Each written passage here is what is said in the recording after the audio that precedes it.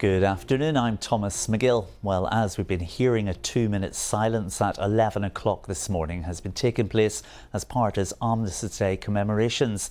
And here in London, Wendy Hurrell has joined veterans at a service at Woolwich Town Hall. Well, there was a ceremony here in the Woolwich Town Hall, led by the Mayor of the Royal Borough of Greenwich. A bugler played the last post, and then there was a 2-minute silence to remember those who died in the Great War. And as we've gone through the years, that ritual really has changed very little, but who we think of in those 2 minutes may have changed. And I spoke to David Ball about how proceedings today help the veterans that are living in this borough. Part of the remembrance is to help them. Remember those that have died, but don't forget the guys or the people, the girls as well, that are living and left behind.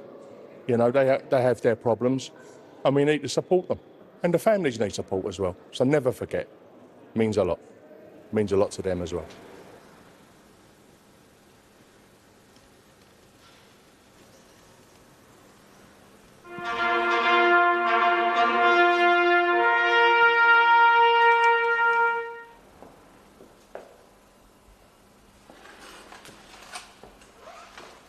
And we also spoke to Janet Gilman, who talked to me about who she thinks of during that 2-minute silence. We're bringing that interview in our 6:30 programme this evening. Wendy Hurrell, BBC London in Woolwich. A pharmacist caught selling Botox without seeing patients has been suspended from practising for 18 months after a BBC London investigation. Cornelius Agoye, who ran Parma Aesthetics London in Rainham, was recorded supplying licensed Botox to an undercover reporter posing as a beautician and then explaining how to falsify paperwork to make it appear legitimate. Mr Agoye has apologised, saying he had not intended to cause harm. Penguins have been described as being trapped in the Sea Life London Aquarium by a group of MPs. 15 Gentoo penguins are based at the attraction, which first opened in 2011. The group of MPs have said it's un-British to keep penguins trapped in a basement without any daylight or fresh air. A spokesperson for Merlin Entertainments, who own the aquarium, said the enclosure replicated the penguins' natural habitat and was on the ground floor rather than the basement. 20 years ago, a brand new hospital opened in London, putting children at the heart of everything it did.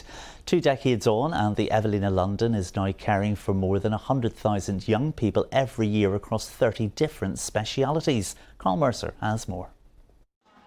It doesn't look like a hospital entrance, and it's not supposed to. Designed for children, and with their help, the Evelina was purpose-built to offer a whole different experience when it first opened 20 years ago. Doctors and nurses at the Evelina Hospital in London wear casual clothing, and a helter-skelter takes centre stage in the lobby. June Kelly reports. It's a hospital which has been designed by a committee. The members were young, highly vocal, and some of them were speaking from experience. The slide remains in the entrance. The medical technology, though, has changed dramatically.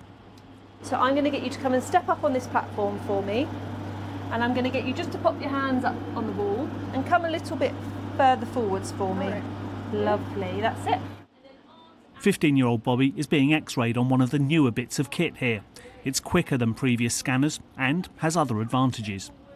So the radiation dose of this compared with the conventional x-rays is about 80% less. And then for the follow-up x-rays, we can then reduce that even further to about 90% of what the radiation dose that we used before.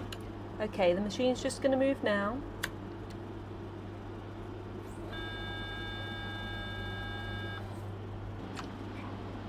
Nice and still there, Bobby. I'm just planning the scan. Moments later, the scan's complete.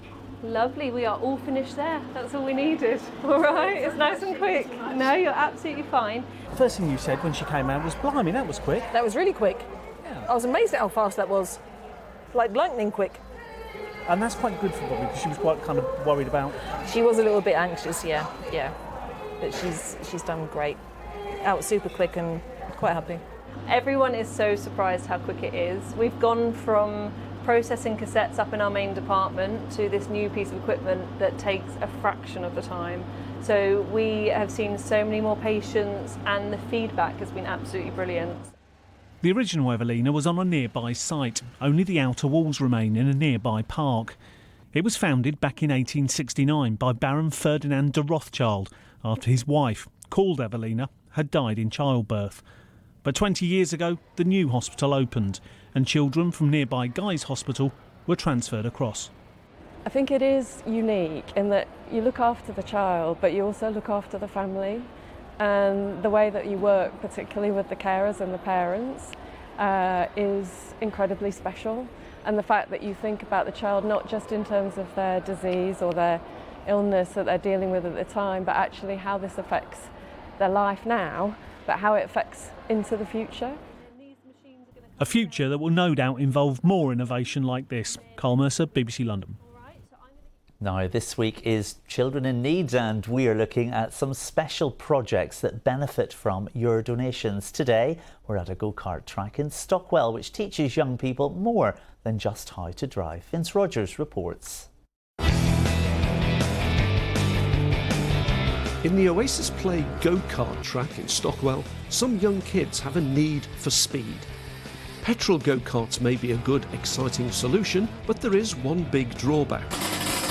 They are dirty, noisy and smelly.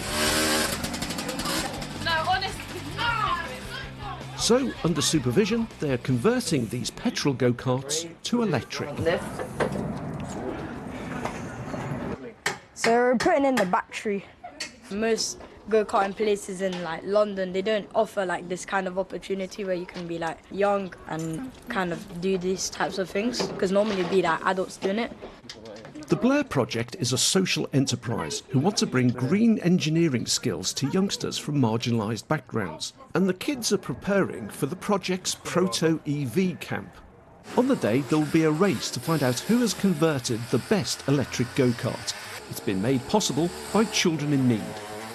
The support from BBC Children in Need has been absolutely pivotal. It's days like this today where you can actually see projects bringing stuff to life, and they're learning about battery technologies, motors, powertrain systems. But not only that, they're learning the soft skills, the communication, the problem solving, the creativity. I finally built up some courage and I decided to do the karting, and I found out I really enjoyed it. Two teams from Oasis Play are facing the team 100 Black Men of London. Yeah, that's it. Let's go. The racers run individually as a time trial against the clock. Awards are given for things such as entrepreneurship and best design, but the overall winner is 100 Black Men of London. Vince Rogers, BBC London. And that takes us nicely to the weather with Kate. Kate. Thanks very much, Thomas. Good afternoon. Well, it is another rather grey day, unless you're up very early. As I think I said yesterday, we did have a clear end to the night, but the clouds started to move in very quickly. So we had this lovely sunrise over in Twickenham, but fairly quickly afterwards, the cloud just continued to move in. Now, we have had a few spots of rain and some light showers as well. In the most part, they've moved away northwards. It should be largely dry this afternoon. Still a legacy of cloud, but that cloud should start to break. So some brighter spells as we head towards the end of the day. Still quite breezy, temperatures getting up to 15 Celsius. Now, as we head overnight tonight, we'll get some clear spells to start with, but a cold front approaches, and that is going to bring this band of quite heavy rain through the early hours of the morning. It should more or less have cleared by dawn for many of us, but again, legacy of cloud. Really mild, milder than last night, minimum dropping down to 12 or 13 Celsius. So a cloudy start to Wednesday. Then we see this front wave back towards us, and that's going to bring further spells of rain through the morning, though, lifting away. We should get a brighter end to the afternoon. The wind a lot lighter on Wednesday as well. Temperatures tomorrow 15 or 16 Celsius, still hanging on to that very mild air. And overnight temperatures as well, not dropping too far, 13, 14 Celsius for London. It is, though, as you can see, saying unsettled really for the rest of this week. Thomas. Thanks, Kate. And that's it from us. There's more on the BBC News app. Riz will be here at 6:30. But for now, let's go back to Nina for the rest of the BBC News at 1. Bye-bye.